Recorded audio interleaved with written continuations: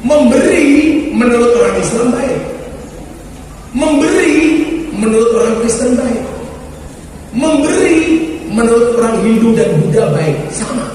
Bahkan saya sering mengatakan memberi itu baik walaupun dilakukan oleh orang yang salah. Sementara pelit itu jelek walaupun dilakukan oleh orang yang baik. Memberi itu baik walaupun dilakukan oleh lonte, begenggek. Paling bantu apa bahasa? Oh, lonte juga. Oh, kamu apa? Kamu ya.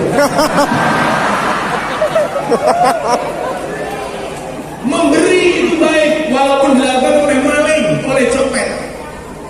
Tapi sebaliknya, tidak memberi atau pelit itu jelek walaupun dilakukan oleh kiai, walaupun dilakukan oleh pendeta, walaupun dilakukan oleh tokoh agama. Ini berarti apa? Ada kebaikan universal.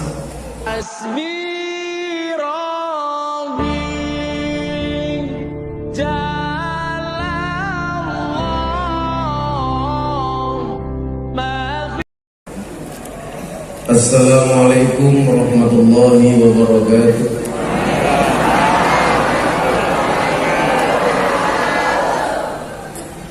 Selamat sore, salam sejahtera untuk kita semuanya. Hamdan wa syukranillah, salatu wassalamu ala rasulillah Sayyidina Maulana Muhammad ibn Abdillah, wa la hawla wa la quwata illa billah, amma ba'd. Hadratal muhtaramin, para masyayikh, para kiai, tokoh-tokoh lintas agama, tokoh agama dan tokoh masyarakat, mobil khusus Bapak Yafet, pengasuh Pondok Pesantren Raja Wali Perkasa Furnitur,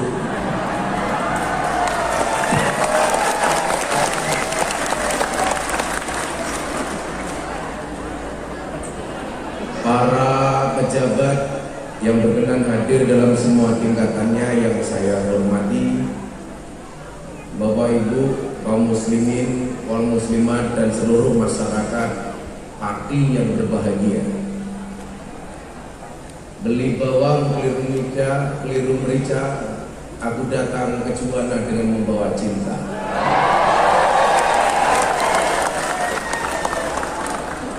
Cintaku padamu memang tidak seindah surat cinta untuk sekarang, tapi yakinlah cintaku padamu lillahi ta'ala.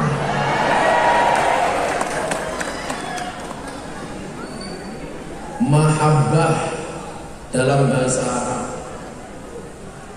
love dalam bahasa Inggris, dan cinta dalam bahasa Indonesia adalah merupakan satu kalimat yang mudah untuk diungkapkan, tetapi paling susah untuk direalisasikan. Terutama cinta sesama anak bangsa Indonesia. Kalau seorang laki-laki jatuh cinta dengan seorang perempuan, itu hal yang biasa dan normal untuk dilakukan. Selama dia punya perasaan, cinta itu akan tumbuh dan berkembang. Tapi ingatlah wahai para laki-laki, jatuh cinta itu pakai perasaan, merawatnya pakai penghasilan. Makanya banyak orang yang punya cinta kandas di tengah jalan. Kenapa? Karena tidak punya penghasilan. Karena cewek itu hatinya seperti rekening bank. Maksudnya apa? Tidak mungkin berbunga kalau tidak ada saldonya.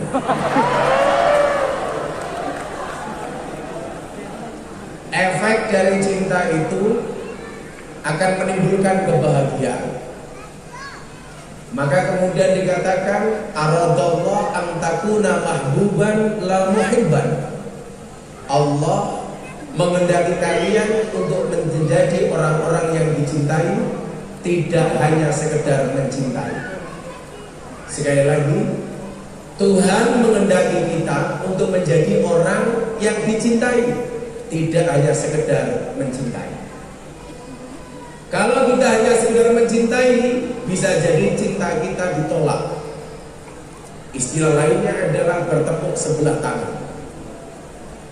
Biasanya jomblo-jomblo merasakan itu. Sebenarnya kasihan, nyamuk saja ditepuk pakai dua belah telapak tangan. Masa cintamu bertepuk sebelah tangan? Lurahnya sini namanya siapa? Wahyu. Wahyu itu Wahyu. Oh bukan. Saya punya teman namanya Wahyu. Setiap kali nembak cewek ditolak. Akhirnya ceweknya saya tanya, Mbak, kenapa kamu sudah ditembak sama Wahyu kamu menolak? Dia jawab, saya gak bisa terima Wahyu Gus. Kenapa? Karena kalau saya terima Wahyu nanti dikira Nabi. Saya pengen kita semua yang hadir mempunyai perasaan itu. Tidak hanya sekedar mencintai, tapi juga dicintai. Supaya kita bisa mencintai dan dicintai, syaratnya adalah kita mencintai Allah. Kalau kita mencintai Allah, berarti kita mencintai umatnya. Kita mencintai hamba-hambanya. Nah, bangsa Indonesia hari ini, mohon maaf Bapak Ibu, kekurangan apa yang dinamakan dengan cinta. Maka hari ini saya datang ke Pati, cukup saya sampaikan, cintaku padamu seperti air kencing di dalam kolam renang. Maksudnya apa? Wujudnya tidak nampak tapi hangatnya bisa dirasakan. Lara percaya jajalan. Nah, kenapa kita ngomong cinta? Rasulullah Muhammad SAW pernah bersabda, la tadkhuluna jannata hatta tu'minu wa la tu'minuna hatta tahabbu. Sekali-kali kamu tidak akan pernah masuk surga sehingga kamu beriman, dan kamu tidak mempunyai rasa iman sehingga kamu mempunyai rasa cinta dan kasih sayang. Syaratnya orang masuk surga berarti apa? Harus punya rasa cinta. Syaratnya orang masuk surga harus punya apa? Harus punya rasa kasih sayang. Cinta kepada siapa? Salah satunya adalah cinta sesama umat manusia. Akan saya kasih contoh. Dulu ada nabi yang diangkat menjadi kekasih oleh Allah itu gara-gara satu, suka traktir orang. Sama lah dengan kalian, suka ditraktir sama orang. Kelasnya pokoknya romantis, rokok makan gratis. Apalagi kayak mas-mas saya itu, kelihatan wajahnya kayak kotak infak. Nabi Ibrahim ini paling seneng kalau makan ngajak orang untuk ditraktir. Ayo mangan, ayo mangan, ayo mangan, ayo mangan. Satu ketika Nabi Ibrahim masak banyak. Ada tegang, ada air mineral, tapi belum ada kopinya. Saya cuma mengatakan belum ada kopinya. Saya nggak minta, hanya mengingatkan panitia.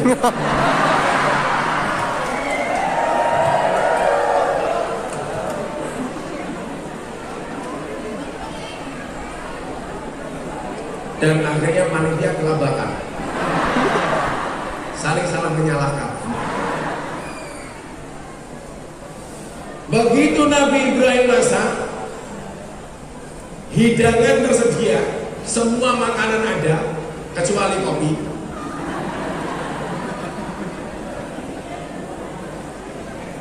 Dan kalau dilihat dari kejauhan kayaknya ini bukan degan, tapi kelapa. Apa bedanya degan karo klopo? Kalau degan batoknya tipis, klopo batoknya atas. Nah, ini klopo.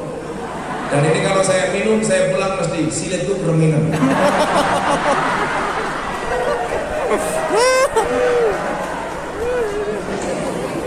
Jadi kalau nanti saya pulang silit gatel, sing salah nyafet. Langsung nyafet pegang HP, WA anak buahnya. Woblok.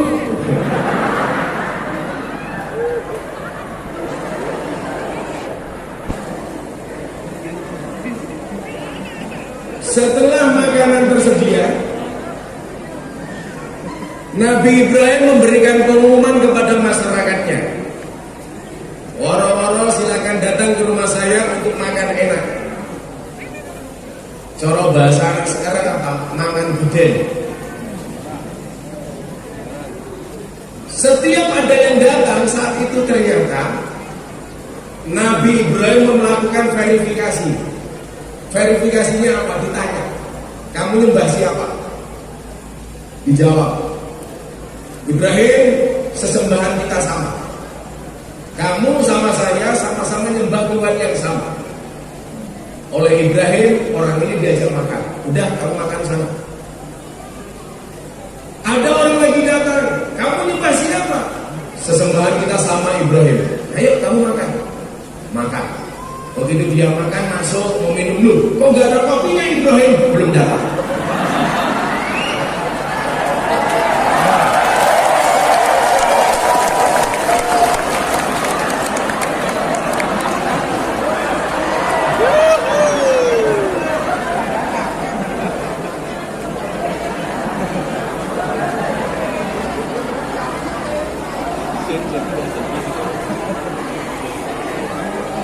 Dan ini adalah kopi yang menipu. Kenapa? Wadahnya kopi tulisannya teh sepeda.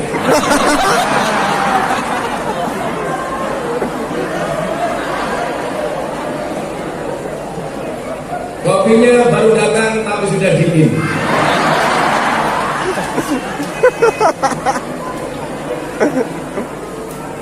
Dan baunya sangit, menjijikkan.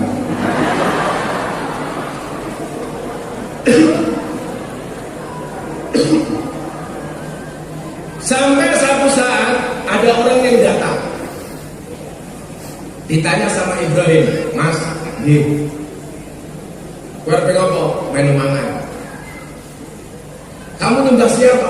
Dijawab sama orang ini, Ibrahim, sorry ya, kenapa? Sesembahan kita berbeda. Kamu nyembah dia, aku nyembah lainnya. Saat itu Nabi Ibrahim melakukan kesalahan. Kesalahannya apa? Nabi Ibrahim mengatakan kepada umat ini, kamu gak boleh ikut makan.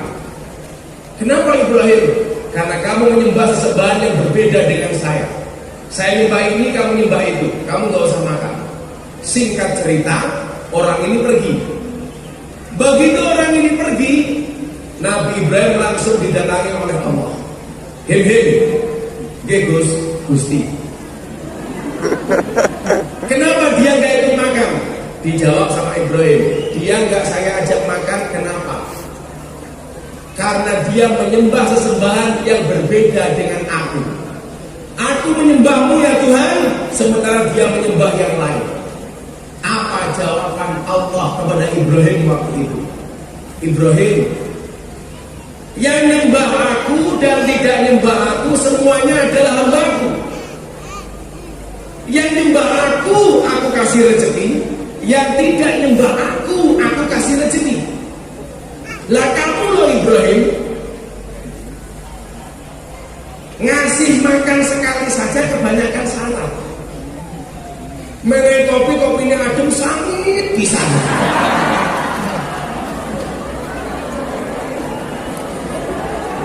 Dan akhirnya panitianya kebingungan karena dapurnya jauh. Orang Nabi Ibrahim ini tegur sama, kamu cuma ngasih makan sekali kok kebanyakan syarat. Kasih dia makan. Akhirnya orang ini dipanggil oleh Ibrahim, yuk kamu ikut makan walaupun sesembahan kita berbeda. Pelajaran dari cerita ini apa? Dari rumah ini apa? Bahwa berbuat baik itu kepada siapapun, walaupun kita berbeda agama sekalipun. Saya sering ditanya begini, ada nggak kebaikan universal? Oh banyak. Satu kebaikan menurut orang Islam baik, menurut orang Kristen baik, menurut orang Katolik baik, Hindu, Buddha, Konghucu baik. Contoh, memberi. Pemberian kita kepada orang lain itu adalah sifatnya universal. Memberi menurut orang Islam baik,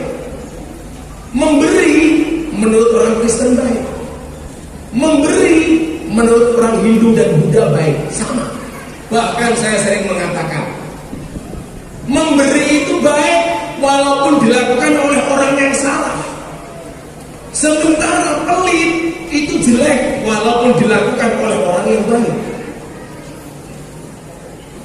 Memberi itu baik walaupun dilakukan oleh lonte. Begenggek. Paling bantu apa bahasa? Oh, lonte juga. Oh, kamu apa? Tamu ya? Memberi itu baik walaupun dilakukan oleh maling, oleh copet. Tapi sebaliknya, tidak memberi atau pelit itu jelek walaupun dilakukan oleh kiai, walaupun dilakukan oleh pendeta, walaupun dilakukan oleh tokoh agama. Ini berarti apa? Ada kebaikan universal.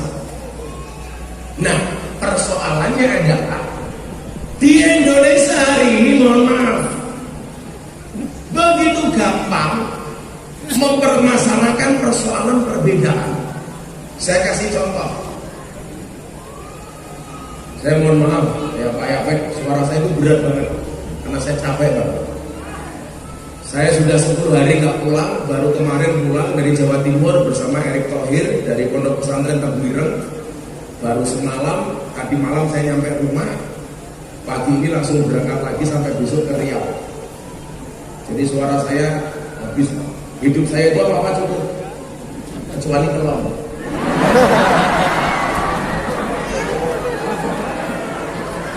Karena saya sedang pulang. Jendalan yang ini ketemu rondo-rondo.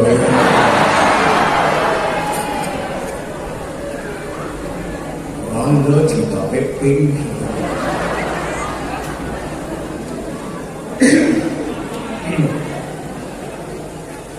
Saya kasih contoh bagaimana kemudian perbedaan itu menjadi satu hal yang mahal di Indonesia.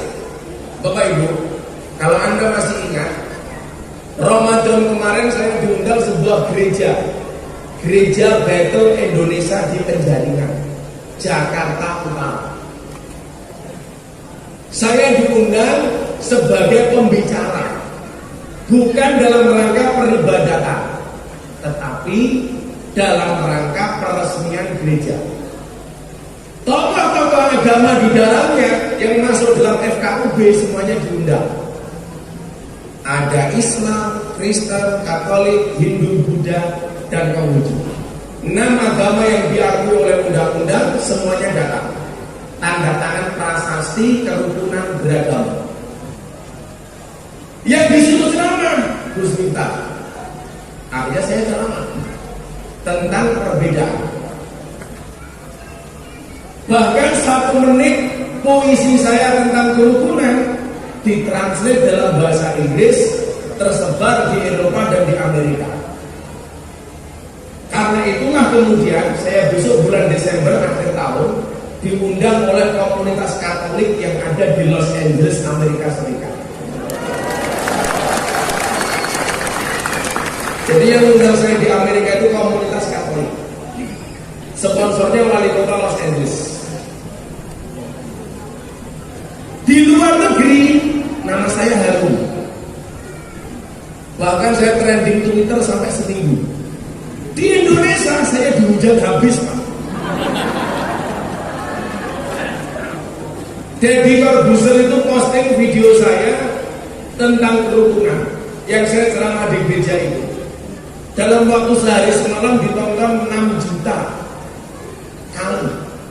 Komentarnya puluhan ribu. Belum lagi di channel YouTube yang lain, di channel di medsos dan lain sebagainya. Jutaan trending Twitter. Saya dihujat. Miftah kafir ceramah di gereja. Saya ditanya sama istri saya, marah Pak? Enggak. Gimana kalau dibilang kafir? Ya gampang. Terus syahadat lagi.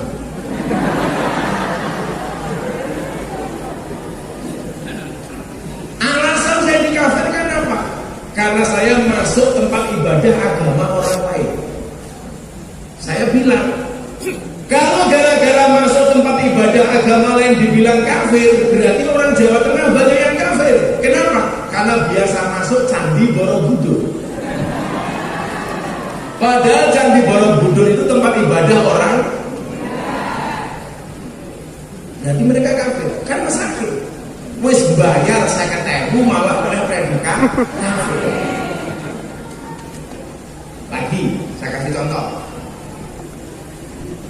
Ketika presiden mengajukan nama Pak Sigit jadi Kapolri, orang mengatakan begini, itu nggak boleh jadi Kapolri karena orang Kristen, orang Nasrani. Saya bikin video narasi, boleh nggak orang non Islam jadi Kapolri? Waktu itu trending viral. Saya waktu itu bilang, Polri itu lembaga apa? Lembaga hukum, bukan lembaga agama. Saya ulangi, Polri itu lembaga hukum, bukan lembaga agama. Yang ada di Mabes Polri, anggota kepolisian itu semua unsur agama ada. Ada polisi yang agamanya Islam, ada polisi yang agamanya Kristen, agamanya Katolik, Hindu, Buddha, Konghucu, dan lain sebagainya. Yang nggak ada Dharma Gandul, apalagi Gandulnya Mbak Dharma. Artinya semua anggota kepolisian yang mempunyai kapasitas, yang mempunyai kualitas itu boleh menjadi Kapolri selama memenuhi syarat apapun agamanya, termasuk Pak Sigit. Yang salah itu adalah kalau Pak Sigit jadi ketua MUI. Masa orang Kristen jadi ketua? Kan benar. Walaupun dia beragama Kristen ataupun Katolik, selama dia anggota polisi, kapasitas dan kualitasnya ada, memenuhi syarat, dia boleh jadi Kapolri karena anggota. Yang nggak boleh itu kalau Pak Yafet jadi Kapolri. Kenapa? Karena bukan polisi. Atau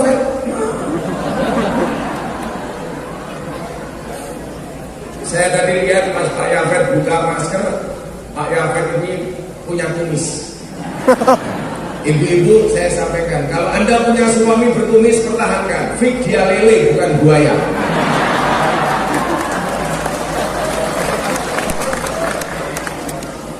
Kenapa kaki ini selonjor? Oh, asam urat. Atau kegedean kamu? Kalau Pak Yafet kena asam urat, saya tambahin. Nanti Pak Yafet pulang cari gula baru. Caranya gimana? Gulane diweteke asemnya, waktunya ngenutupi urate.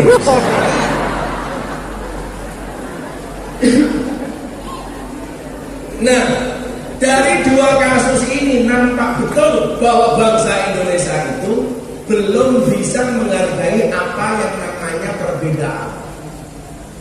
Belum paham betul apa yang namanya toleransi. Maka hari ini saya akan berbicara bagaimana sebenarnya toleransi yang tepat di tengah-tengah negara majemuk seperti Indonesia. Bapak Ibu, ini satu bangsa namanya Indonesia. Indonesia. Indonesia itu rumah besar. Di dalam rumah besar itu ada 6 kamar. Ada kamar Islam, Kristen, Katolik, Hindu, Buddha, Konghucu. Ada 6 agama yang diakui oleh undang-undang.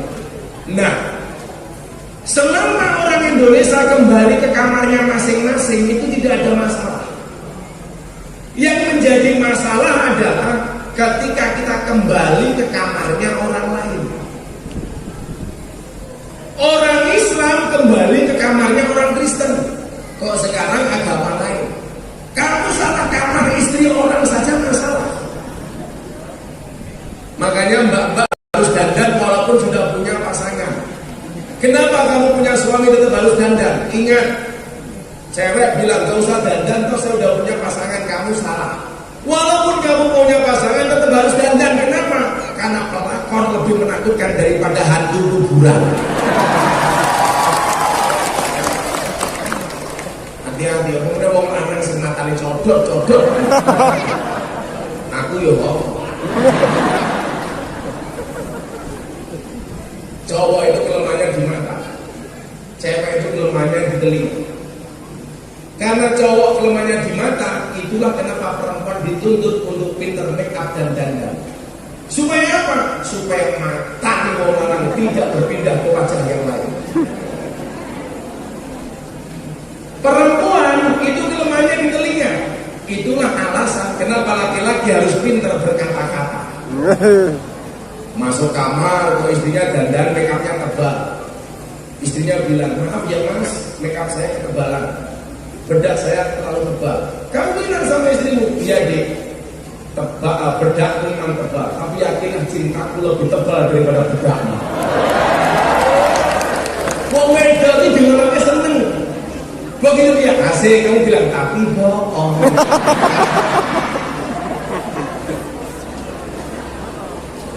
Wong lanang itu kemarin yang motor. Maka coba ada. Laki-laki itu kalau menangis, yang ditutup pasti matanya. Cewek kalau menangis yang ditutup mulutnya. Kenapa cowok kalau menangis yang ditutup matanya? Karena cowok sadar dosa paling besar seorang cowok berangkat dari mata. Makanya cowok itu kurang ajar. Kalau di jalan dia cewek cantik langsung teriak, wow. Pulang lihat istri sendiri, weh. Delok wong jowo, wow. Delok bojone, Bila dengar ada rumah dandan, awakmu lah pengajian ketemu Pak Yafa dandannya raunnya. Saya cuma mengingatkan mbak-mbak ini musim hujan, hati-hati nanti alisnya hilang.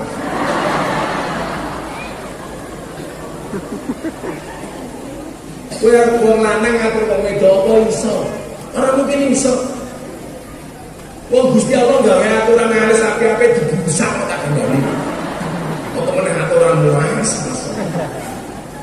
Kok meneh wong wedok jilbabe pink luas. Parah.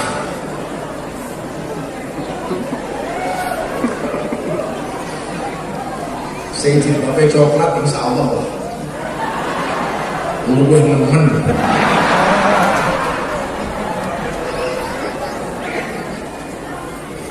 Oke, coklat.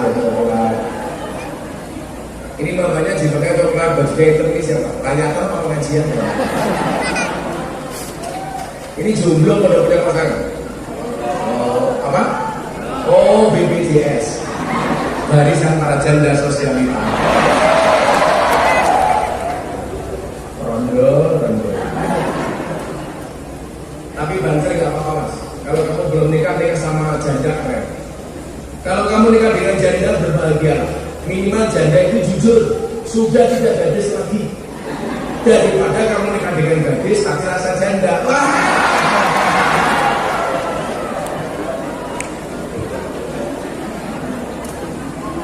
Hancur.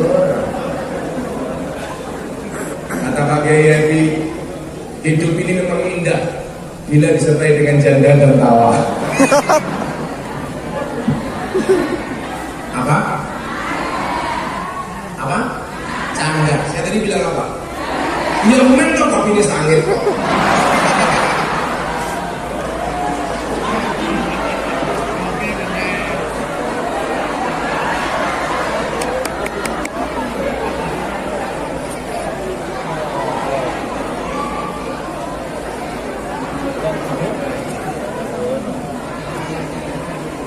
Teh balap sepeda isinya kopi sangit. Hancur.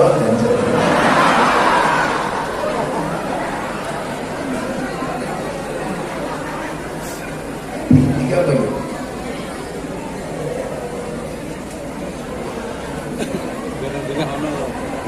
Oke meneh.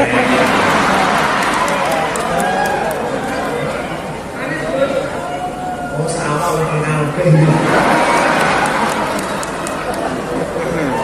Lemune Gerakan beras. Sebenarnya siapa namanya? Oh Tante. Pak Tante itu gak gemuk. Kan ada teori 100 kg di bumi itu sama dengan 30 kg di planet Mars. Itu artinya apa? Tante gak gemuk, hanya salah planet.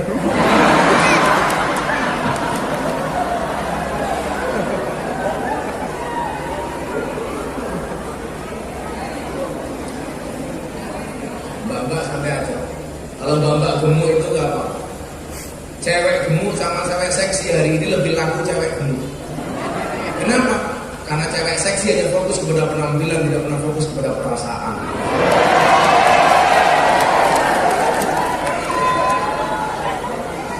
Makanya kalau kalian punya istri gemuk, teknik setengah jam mau kalau di sini mau gerindingan kamu.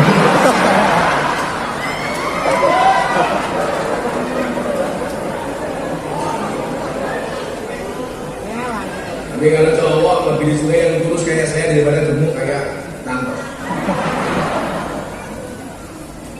Tapi kalau cewek gemuk, kalau cowok gemuk kayak Tanto itu nggak mungkin mengejar selingkuhan. Gimana Pak Aris saja nggak bisa? Sama orang rapi. Semoga Pak Tanto macam umur ya. Jadi orang sedunia mati Tanto hidup sendiri.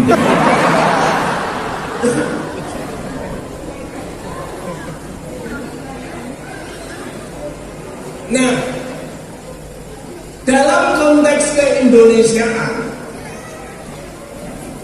6 kamar tadi, selama kita kembali ke kamar masing-masing, itu tidak akan pernah terjadi masalah. Orang Islam kembali ke kamarnya, orang Kristen kembali ke kamarnya, orang Hindu-Buddha kembali ke kamarnya, demikian juga dengan Konghucu dan lain-lain. Ya sudah, wong Islam ibadahnya di masjid, Kristen Katolik gereja. Saya itu biasa.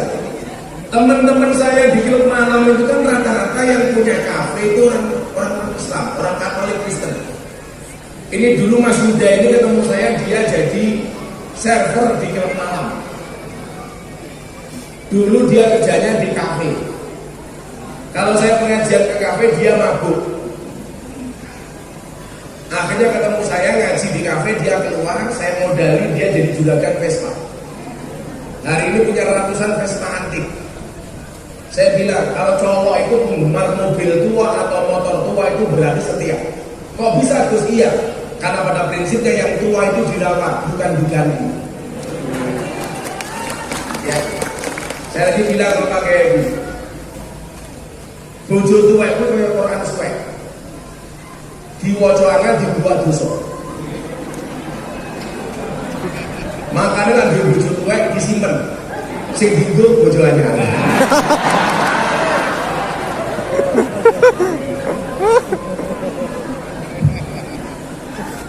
Gus Miftah istrinya berapa? 1. Nambah nunggu takdir. Kalau memang ada takdirnya, saya tidak bisa melawan takdir. Tapi kalau nggak ada takdirnya, insya Allah saya menciptakan takdir saya sendiri. Tapi enggak. Saya punya prinsip, lelaki yang hebat bukan lelaki yang mencintai banyak wanita, tetapi mencintai satu wanita dengan banyak cara. Kenapa saya ngomong seperti itu? Karena direkam kamera.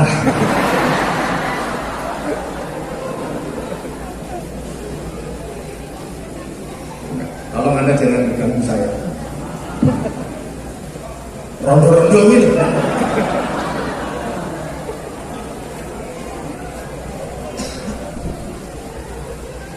Orang Islam ibadah sesuai dengan ibadahnya. Ya, yang Islam. Orang Kristen, teman-teman saya kalau hari Sabtu Minggu saya WA, ayo bro ke gereja. Cuma kadang-kadang jawabannya nggak enak kayak kan. Sorry bos, gerejaku gereja negeri. Maksudnya gimana? Sabtu Minggu libur, nggak tahu. Berarti nggak pernah ke gereja. Kan tidak. Kalau orang Hindu ibadahnya di mana Pak? Di pura. Kalau orang Buddha ibadahnya di mana? Ya. Kalau kembali ke tempat ibadahnya masing-masing itu enak. Yang menjadi masalah adalah ketika kita kembali ke kamarnya orang lain dan intervensi terhadap agama orang lain. Saya kasih contoh. Sekarang di Indonesia itu ada model begini. Orang Kristen masuk Islam. Begitu jadi orang Islam masih ngomong tentang Kristen, ini salah. Contohnya siapa? Yahya Waroni. Kalau kamu dari Kristen masuk Islam itu hakmu, pilihanmu, tapi jangan pernah menjelek-jelekkan agamamu yang sebelumnya. Jadi Corbuzier begitu masuk Islam, Waktu itu saya bilang, dia tanya sama saya begini, Gus, keluarga saya kan Kristen, saya sekarang Islam, apa yang harus saya lakukan? Saya bilang sama dia, kamu wajib berbuat baik dengan keluargamu yang Kristen, dan jangan pernah menjelek-jelekkan agama Kristen. Lagi Indonesia itu lucu, dari Kristen masuk Islam, begitu jadi orang Islam jelek-jeleknya Kristen. Juga sebaliknya, dari Islam masuk Kristen, begitu jadi Kristen jelek-jelekan agama Islam. Contohnya, kalau dari Kristen ke Islam menjelek-jelekan Kristen, Yahya Maloni. Kalau dari Islam masuk Kristen menjelek-jelekan Islam, siapa kemarin? Yang dipukul sama Napoleon Bonaparte itu namanya siapa? Siapa? Muhammad Kece. Dari Kristen Kece matanya kok. Dari Kristen masuk, dari Islam masuk Kristen, menjelek-jelekan Islam. Itu namanya orang beragama nggak bisa move on. Bapak tahu nggak kenapa move on itu berat? Move on itu berat, kenapa? Karena dari SD sampai perguruan tinggi yang dipelajari hanya mengingat dan menghafal, bukan melupakan. Move on itu pilihan, gagal move on itu cobaan, pura-pura move on pencitraan. Ini orang gagal move on. Ya sudah, apalagi sekarang ada kecenderungan untuk menghina agama lain. Ini salah. Saya kalau ada ustaz, ada kiai, kok menjelek-jelekkan agama lain di luar Islam, saya langsung nggak mau berhubungan dengan kiai. Ngapain? Toh kemudian dalam Al-Quran dibahas, janganlah sekali-kali kamu menghina sesembahan mereka, maka mereka akan menghina Tuhanmu dengan tanpa dasar. Wala tasubbul ladzina yad'una min dunillah fa yasubbullah adwan bighairi ilm. Kalau kamu menghina orang Kristen, Tuhannya orang Kristen, maka orang Kristen punya peluang menghina Tuhan. Maka Nabi Muhammad pesan sama kita begini, janganlah kamu jadi seorang anak menghina bapaknya sendiri. Kemudian para sahabat bertanya, emangnya ada ya Rasulullah anak yang menghina bapaknya sendiri? Ada. Siapa? Seorang anak yang menghina bapaknya orang lain. Maka anak orang lain berpotensi menghina bapaknya sendiri. Jadilah kita gelem agamamu dinyek karo wong liya, jangan pernah menghina agama orang lain. Nah, Pak Yafet, kalau Anda datang ke pondok saya di Jogja, lingkungan saya itu 60% Katolik. Utara saya kuburan, selatan rumah saya itu rumahnya pengurus gereja. Dan seumur hidup saya tidak pernah bertengkar dengan tetangga utara saya. Kuburan.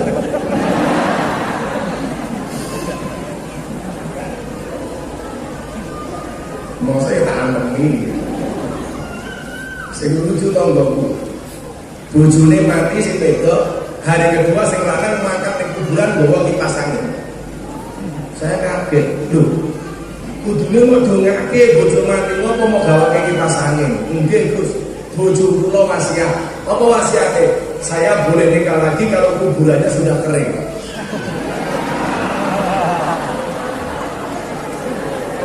Saya kipasi supaya cepat kering. Delalah musim mudan gacor.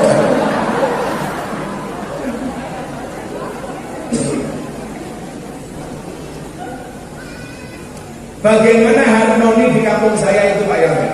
Kayak contoh, mudah-mudahan menjadi contoh. Kalau ada orang Islam meninggal dunia, yang dilakukan biasanya apa? Tahlilan. Begitu orang Islam tahlilan, orang-orang Kristen Katolik hadir. Ikut tahlilan, ya orang. Yang Islam tahlilan di depan, orang-orang Katolik, orang-orang Kristen di belakang, nungguin. Begitu selesai tahlilan, biasanya apa? Mangan-mangan. Begitu mangan-mangan, orang Islam, orang Katolik, orang Kristen gabung jadi satu. Tahlilannya dewe, mangan-mangannya bareng-bareng.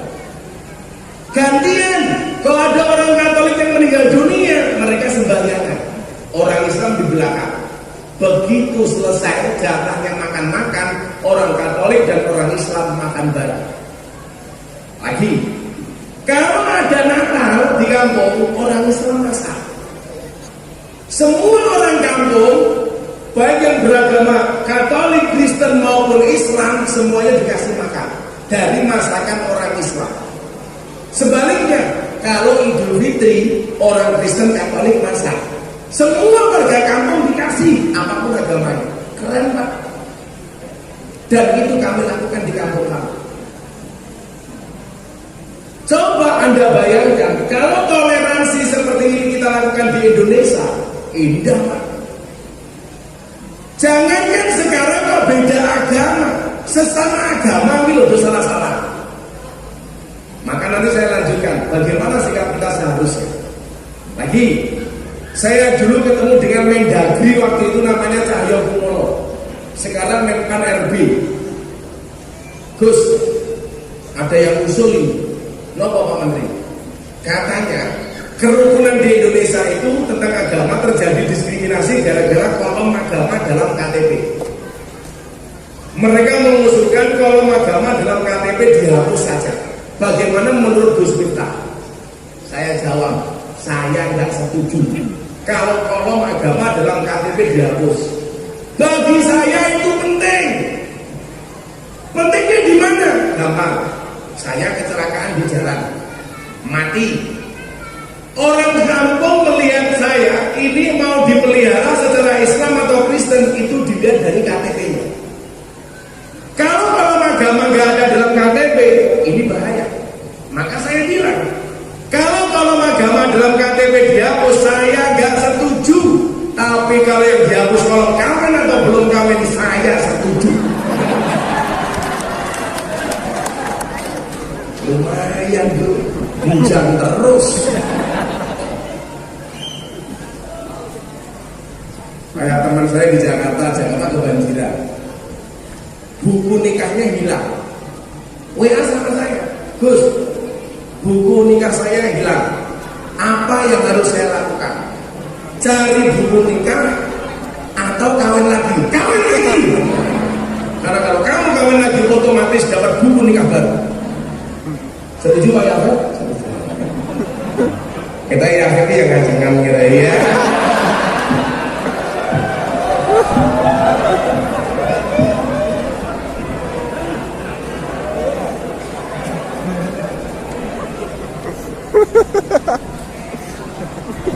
Jor aja. Aku ngisep berapa? Kowe morong.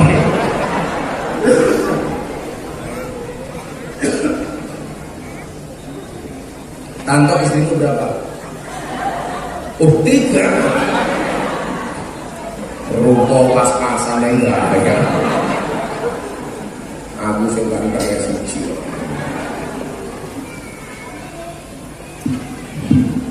Istri saya itu sudah siap di madu. Abang, saya siap di madu. Alhamdulillah. Syaratnya asalkan apa mau diracun? Matamu. Ya. Tapi makanya ilmunya Pak Yai Happy. Nikah itu ibadah, dan ibadah paling baik dilakukan secara sembunyi-sembunyi.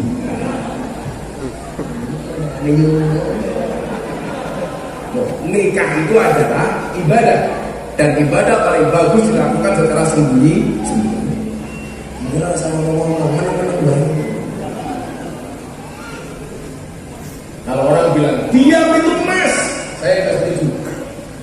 Kenapa saya tidak setuju dikatakan diam itu emas? Saya tidak setuju. Kalau diam itu emas, berarti selingkuh itu emas. Kenapa? Karena orang selingkuh biasanya diam.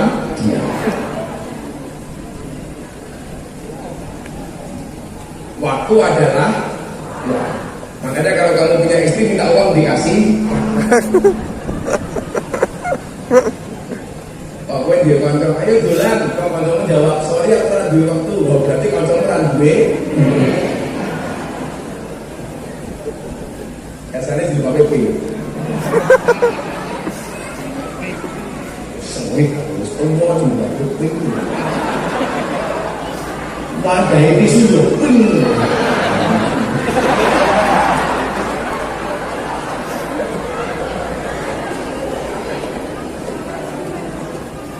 Ibu sing jumpa ping sing pakai yo ping.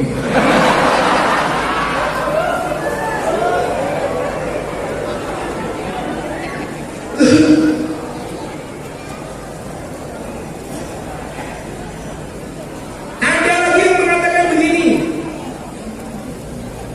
Dalam konteks saya, semua agama itu benar. Coba Anda lihat kalimatnya, semua agama itu benar. Ini salah.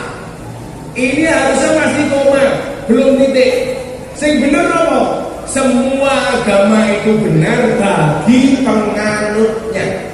Jangan dikatakan semua agama itu benar titik, bahaya. Semua agama itu benar bagi penganutnya. Kalau semua agama itu benar titik, bahaya. Tanto tiap hari bisa ganti agama. Senin tanto Islam, Selasa Kristen, Rebo Katolik, Kemis tanto Buddha, Jumat tanto Hindu, Sabtu tanto Dharma Gandul, Minggu tanto Gandul Mbak Dharma, Senin Gondal Gandul. Saya itu membaca tulisan ilmiah, Mas Tanto. Orang itu kalau perutnya gede, itu potensi manuknya cilik. Itu ilmiah, beneran.